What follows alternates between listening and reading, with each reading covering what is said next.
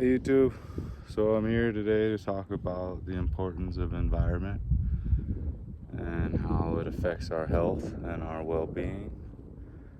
I've talked about it before in a previous video, but Dr. Bruce Lipton, who's a cell biologist, wrote The Biology of Belief.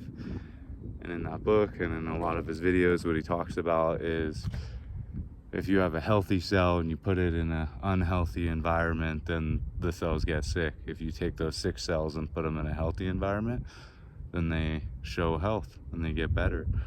So your environment is the people that you hang out with, the foods you're consuming, your workplace, basically everything that we're taking in, we're ingesting, is going to affect us on a mental or on a physical level, right? So the healthier we can make our environment, the less stress that we have in our environment, the better off that we'll be and the more health that will manifest in our life. So I try and make it a point every day to get into nature, and depending on your location, I know it may be harder than certain areas. I live in an area where there's more nature than city or buildings, so it's easy for me to get into nature.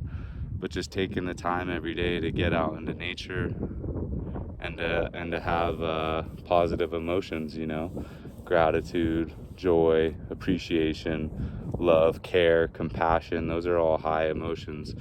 Unfortunately, we get stuck in the wheel of stress, fear, negativity, complaining, judging, right? And the anger, those are all lower base emotions, and those are going to lower the possible output that we can put out into the world. So the less judgment, the less criticism of others that we can have, and the more acceptance and compassion. Everyone has a different upbringing and has lived a different life than we have.